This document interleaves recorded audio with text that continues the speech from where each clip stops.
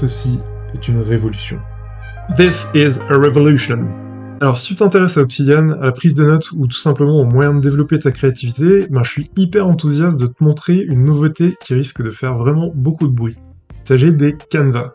Alors si tu connais les mind maps, en fait les canvas c'est exactement pareil, c'est-à-dire que c'est un moyen de développer une carte mentale, donc faire une représentation assez visuelle, assez graphique, de tes notes, des idées que tu as, et ça va te permettre vraiment de pouvoir développer ça, mais de manière hyper intéressante, donc je suis vraiment très content de te montrer ça. Et j'insiste sur le côté facile, parce que c'est vrai que c'est quelque chose qui peut être reproché parfois à Obsidian, d'être pas aussi accessible que certains de ses concurrents. Là tu vas voir, créer une carte mentale c'est vraiment hyper simple, c'est un jeu d'enfant, et c'est vraiment hyper agréable à faire. Alors ce qui est hyper sympa, c'est que la version elle est sortie depuis quelques jours seulement, et il y a déjà des tas d'idées sur le Discord Obsidian, où des gens montrent des idées en fait de cartes mentales qu'ils ont, et je veux dire que c'est vraiment incroyable. Alors parmi les idées les plus sympas que j'ai vues, j'ai notamment vu quelqu'un qui construit un projet architectural dans Obsidian avec les canvas. Il y a aussi des personnes qui construisent carrément une grosse homepage pour avoir une représentation hyper visuelle de leurs pensées, de leurs réflexions. C'est assez chouette. Je retiens également une personne qui fait de la recherche historique en affichant de manière beaucoup plus visuelle les différents événements qui se sont passés. Et il y a aussi une idée que j'ai bien aimée, c'est quelqu'un qui écrit un roman de fiction et qui affiche de manière très visuelle les différents embranchements qu'il va pouvoir faire dans son histoire. Vraiment super chouette.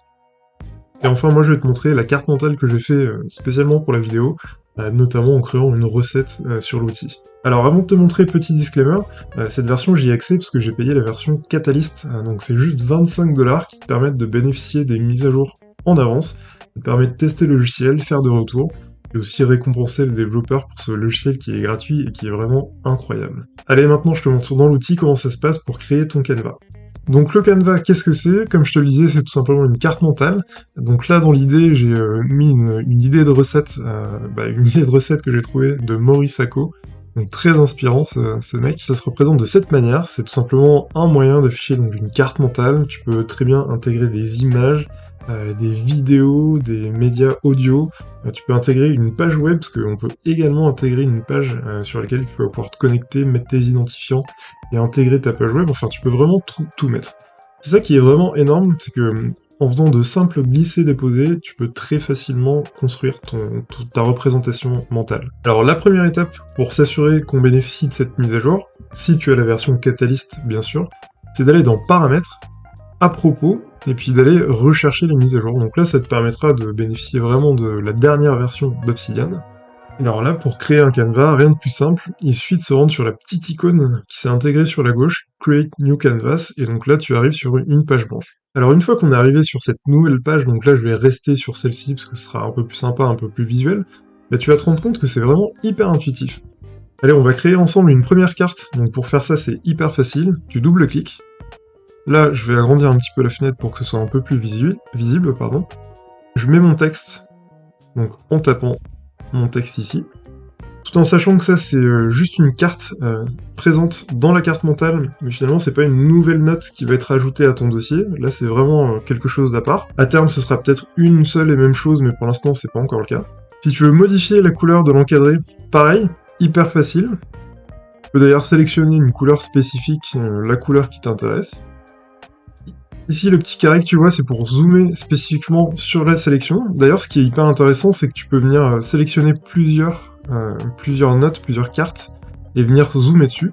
Et pareil, même si donc là, je laisse la molette enfoncée, et je me déplace très facilement sur ça. Et là, tu vois que si je reclique sur Zoom sur sélection, en fait, je reviens directement sur ça. Donc ça te permet de saisir des éléments, de les garder à l'œil, hyper facilement. Pour créer des liens, là aussi, hyper intuitif, il suffit de saisir le point et de venir le connecter ici. On peut le faire d'ailleurs avec différentes cartes, que ce soit des photos, des vidéos, différents médias. Ce qui est intéressant également, c'est que tu peux venir changer la couleur des liens.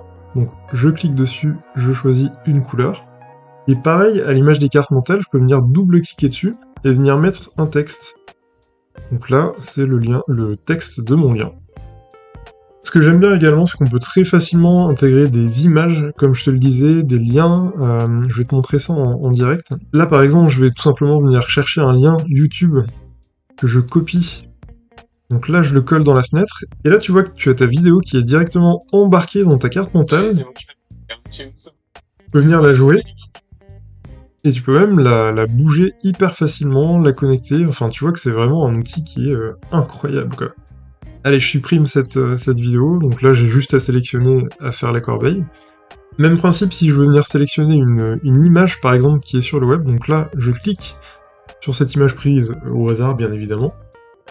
Je la fais glisser, hop. Et là, ça m'a carrément intégré directement mon image, donc mon image dans mon coffre. Et après, je peux venir la bouger, la saisir. Je peux faire clic droit et la renommer. Enfin, c'est vraiment incroyable ce qu'on peut faire. Autre cas, si je veux intégrer carrément une page web, bah là, c'est le même principe, c'est hyper simple. Je vais copier ma page, donc là je me suis rendu sur un site, je vais sur le Canva, je fais un CTRL-V, et donc là j'ai ma fenêtre qui vient de s'ouvrir. Donc pareil, hein, que je peux venir connecter hyper facilement, bouger, enfin c'est très simple. Et dernière chose, si je veux venir intégrer une image qui est directement hébergée sur internet, bah, je me rends sur une image. Donc là tout à l'heure j'avais fait un glisser-déposer, ce qui avait intégré la note dans le coffre. Là, je copie uniquement le lien, je me rends sur la fenêtre, je le colle. Et donc là, c'est une image qui est embarquée, on va dire. Donc là, je peux pas encore la modifier, je pense que c'est une mise à jour qui viendra par la suite. Mais tu vois que tu peux quand même jouer de manière hyper sympa avec cet outil, quoi. Chose que je n'ai pas montré également, tu peux sélectionner plusieurs éléments et les bouger hyper facilement. Donc là, j'ai sélectionné toutes les cartes. Je peux venir les bouger ici. Là, je vais organiser un petit peu mieux. Hop. Je saisis là.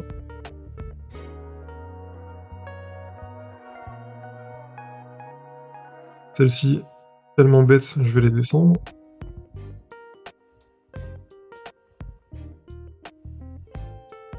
Voilà, bon, c'est moins pire, disons. Et après, dernière chose, si tu disposes de notes dans ton Obsidian, bah, tu peux hyper facilement venir la glisser-déposer, soit de cette manière, soit sinon en passant par les petits boutons qui sont juste en bas. Une autre option également sympa, quand tu saisis une carte et que tu appuies sur la touche Shift, en fait ça te permet de vraiment la centrer pour que ce soit un peu plus ordonné. Alors autre chose également, les cartes sont a priori infinies, donc là tu vois que je dézoome, je peux zoomer, enfin je peux me déplacer très facilement. Je sais pas si ça sera le cas quand la version tout public, grand public sera sortie, mais en tout cas je peux te dire que déjà avec la place que tu as, t'as de quoi faire. Alors comme je te disais, hein, c'est une version qui est pas encore parfaite, elle est en bêta, mais elle est déjà hyper avancée, on peut déjà faire des choses incroyables dedans. Si jamais tu veux en bénéficier, comme je te disais, tu as la possibilité de souscrire à l'option Catalyst, qui permet de recevoir tout ça en avant-première.